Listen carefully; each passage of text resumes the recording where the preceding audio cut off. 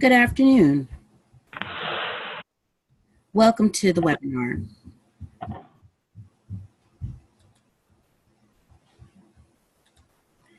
My name is Karen Miller-Ricks. I will be your moderator today.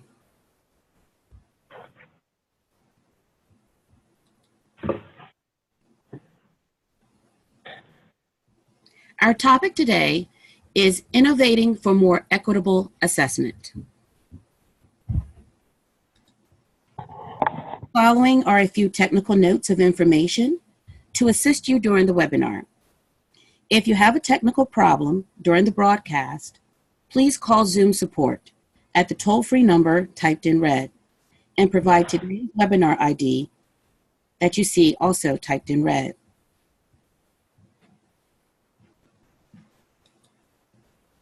As you participate in this webinar, we invite you to expand the conversation on Twitter using the hashtag NASSP webinar. We are also on Facebook at facebook.com/principles. Today's webinar is being recorded and will be available as well as the PowerPoint on the NASSP website within 24 hours at nassp.org/webinar.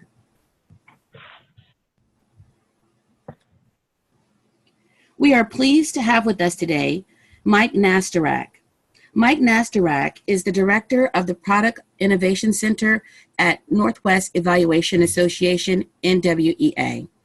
He is a lead member of the NWEA team working in partnership with the Louisiana Department of Education on the Innovative Assessment pilot. Mr. Nesterak has over 25 years of experience in the educational assessment industry and has been involved in the development of numerous tests. His areas of expertise are reporting of data, early childhood assessments, and the use of technology in assessment. He holds a Master of Arts in School Psychology from Salisbury State University. During the webinar, the presenter invites your questions. Please submit them using the chat box on your webinar panel. We will respond to as many questions as time permits. If we run out of time to answer all questions, we will respond by email following the broadcast. And now I would like to bring in our presenter, Mike Nesterak. Good afternoon, and thank you for having me as part of your webinar series. What I'd like to do today is to talk about the innovation program that we're working with the state of Louisiana on. So a little bit of background. As you're well aware, the new Every Student Succeeds Act has an option for states to develop and pilot an innovative assessment program, and Louisiana was one of the first states we approved for that pilot. John White, the superintendent, is a strong advocate for innovation and assessment, but not just for innovation's sake, but to accomplish very specific goals. So as a part of this program, a national group of experts was convened to really conceptualize what assessment would look like when you are looking at three specific goals, and I'll go into the goals in a second. But it really is designed to look at an innovative approach to statewide assessment. The group that's associated with this project, Louisiana State Department of Education, and their role has been to really help coordinate the pilot that we're building with the local school districts within the state. Center for Assessment is the group that is providing technical expertise, psychometric support. Johns Hopkins University and Odell Education are the entities that are writing the content for this new assessment. MZ Development is the organization that is providing the platform to deliver the assessments. Strategic Measurement and Evaluation is the organization that is hand scoring these assessments, since they are mostly constructive response items. And NWEA is acting as a general contractor to really move the whole project forward. Odell. Oh, and then I'm sorry, Johns Hopkins, if I missed it, Johns Hopkins and Odell are the two entities that are building the content.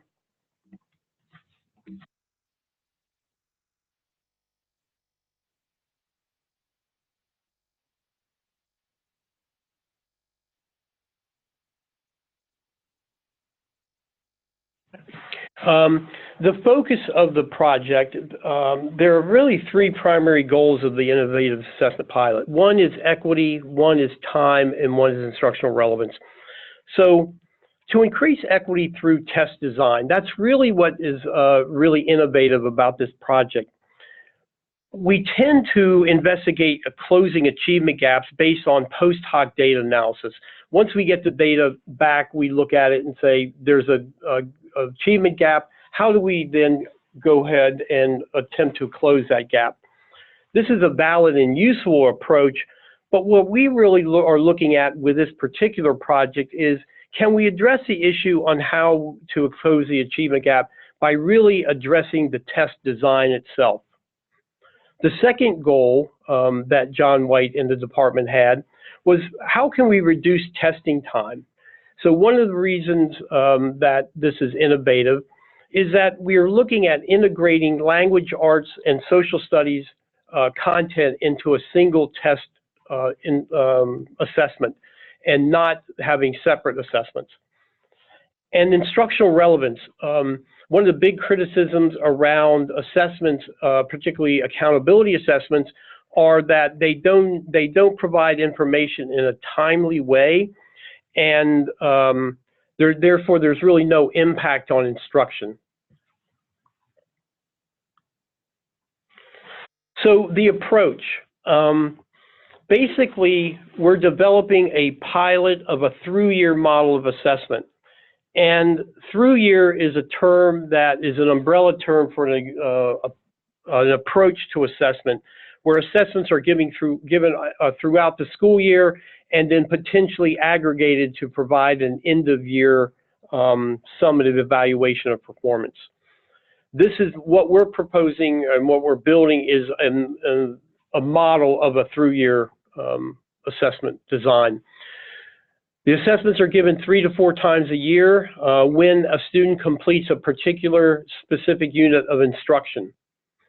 That makes it closely aligned to the curriculum units found in the Louisiana guidebooks that drive the instruction within Louisiana. The innovative approach to this also uses hot and warm reads as opposed to traditional cold reads. And I'll get into those definitions in a little bit, but this really is the innovative aspect of this. And the assessment is administered online, utilizing a number of different item types, including constructor response, TEIs, and short response items. We're targeting 7th graders in a limited number of districts within Louisiana.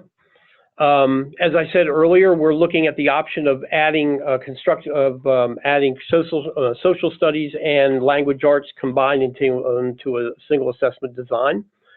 And we're looking at, can we aggregate these assessments over time to develop an end-of-year accountability score, thus replacing potentially an end-of-year state assessment. So a little bit about the test design. Within a test design, there are 3 sessions. The first session consists of a hot read. And the hot read is text that was basically taught as part of the instructional process. And it's literally, a student will have that text in front of them when they're given the first session of the assessment. The second part of the assessment, session 2, is basically a warm read. And a warm read is a text that is related to the first, the hot read text, but the student has not been exposed to before. And session 3 basically asks the student to look at how they can synthesize and compare and contrast that information, so we measure a deeper learning. So one of the things that this process really does is the idea of a hot read is that we believe that the use of the hot read provides a more equitable test assessment design.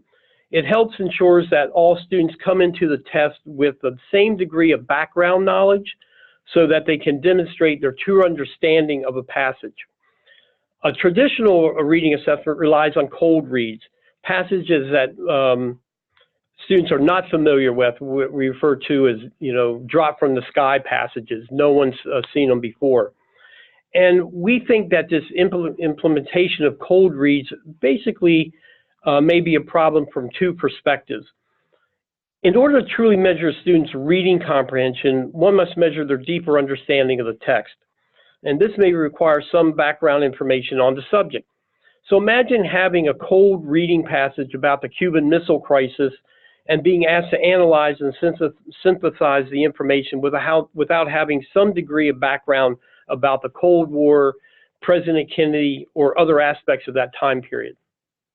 The second problem with a cold read is that the inclusion of cold reads in assessment may provide an advantage for students from higher socioeconomic status and backgrounds as compared to students from historically disadvantaged backgrounds. These students rarely have the opportunity to learn outside the classroom through activities such as visits to libraries, museums, etc. Whether acknowledged or not, most current achievement tests measure some level of background knowledge. So by incorporating a hot read approach, we think we're approaching a test design that is more equitable.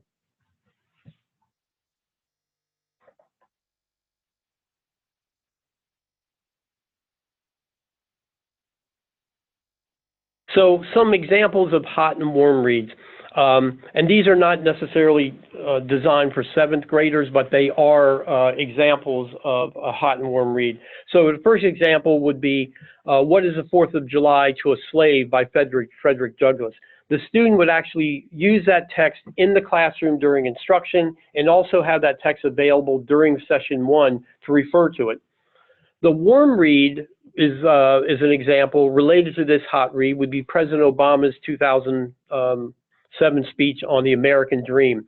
And that the students would not have access to prior to the session 2 of the assessment, but is tied to it. So then the session 3 is asking students to compare, contrast, synthesize, and hopefully provide a deeper learning measurement for how they interpret these two assessments or these two passages. Another example would be a passage regarding the geopolitical importance of Iran being the hot read, and then the warm read be a Boston Globe article on the 35th anniversary of the Iranian hostage crisis. So basically, that's the approach that we're taking. What we're looking at are these basically 4 questions as part of this pilot. The first question is, can the implementation of hot and warm reads provide an equitable assessment? We think that this is a way that we can attack the equitable equality issue in education, particularly assessment, through test design changes and not just looking at the data coming back from a traditional accountability assessment. Can the through-year approach provide comparable accountability data? Can we aggregate these test scores over time, over the course of a school year, and say, based on that, we have an accountability assessment that's comparable to a current accountability model that most states are employing? The third question is, will these assessments provide educators better insights into student learning? As we move through these, the information is provided back to teachers so that they can determine whether students are actually learning and progressing and showing progress on certain aspects of reading comprehension and language arts. And getting that information back soon after these test sessions are administered is imperative in order to provide that information. One of the challenges that we look at is the grain size of information we're providing back. it's not enough to say, oh, the student doesn't understand reading, so have them read more or have them read longer. But we want to know why they don't have the comprehension we expect based on this new test design. And finally, can we devise a new score? Can we look at integrating English language arts and social studies together and come up with a new humanities score so that we can reduce testing time but still provide information on both of those constructs? So in general, that's the process we're going through. We're really excited about working with Louisiana. We're in the process of doing item tryouts now. We will be going into a year-long pilot next school year. And based on that pilot, we'll make some decisions. The state will make some decisions on the next steps. So with that, thank you.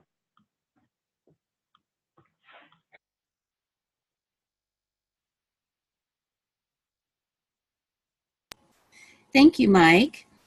I just want to remind our viewers that during this webinar, your questions are, you invite your questions and you can submit them using the chat box on the webinar panel. And then we'll respond to as many questions as time permits. And so we do have 2 questions, so I want to keep that. The first question is, do you think this model will provide a more relevant and equitable assessment of student learning? That's our hope. We think that, as I said, having background information when you measure reading comprehension is important. Otherwise, you're just reading words and you're trying to deduce information from those words. Whereas this process really allows students to have a more in-depth discussion as part of the curriculum around these passages, and then tie them to other passages that are related but are unique in the fact that they haven't seen them before. And actually having both extended constructive response, writing assessment, and short constructive response, we think will give us an indication of better depth of knowledge and hopefully an understanding, is there deeper learning happening when we assess this way. So we really think that this levels the playing field for students who may not have that, as I said, those cold reads sort of, I think are not necessarily as well adapted to assessment that this model is. So hopefully that is the case, and we will know next summer about this time, or moving into this time, we'll have some ideas of whether this is a viable option or not, but we're very optimistic. Okay, great. We have another question in, Mike. It's from Gregory, and the question is, who then chooses the warm reads? Sure. So the way that the content, people who are actually writing the content choose the warm reads, so that in this model, that's how it's done. So we have basically used the Louisiana guides as the basis of determining, obviously they're the hot reads, and then the content specialists who are working on this, find a warm read. And then we do, just like most state testing programs do, we have other outside experts, teachers, and look at them and say, yeah, this is a viable option. So for the pilot, we are, the content people themselves are building the warm, or identifying the warm reads. But in the future, it could go a number of different ways. It could be a panel of teachers in Louisiana. It could be additional, in addition to other content developers from outside sources such as Adele Education, Johns Hopkins, et cetera. Okay. Okay, we have a question from Matthew, and the question is, what does this look like in high school? And the reference is to the alignment of U.S. history with English 1 and 2. Yeah, that's one of the when we first started this, we were looking at high school, And we figured for the pilot, it would be easier to look at the middle school.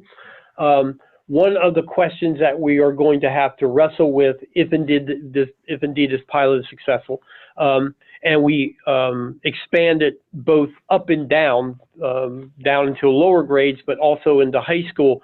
One of the issues that we're going to have to look at is a correlation between the history curriculum, social studies curriculum, and the English 1 and 2 curriculum, or however they're aligned in the state. We have not addressed that yet, but it's an area that we are cognizant of, that we have to, and our every intention is we'll start those conversations. Actually, we'll start those conversations this summer, and we plan to pull in high school educators from around the state to help drive those conversations. I hope that answers the question. Okay. If not, Matthew can respond with an additional question if he needs more clarity. And then the next question, Mike, is about your curiosity. So the question is, what questions about the future of assessment are you curious to explore? Excuse me. There's a couple things. Equity always is one of them. You know, can we address equity through test design? The other is how we make assessments sort of, I'm going to say, invisible to the instructional process. Does assessment always have to be a unique point in time event? And are there different ways that we can do that? And then the third area that my team is really looking is what is the impact of technology in assessment?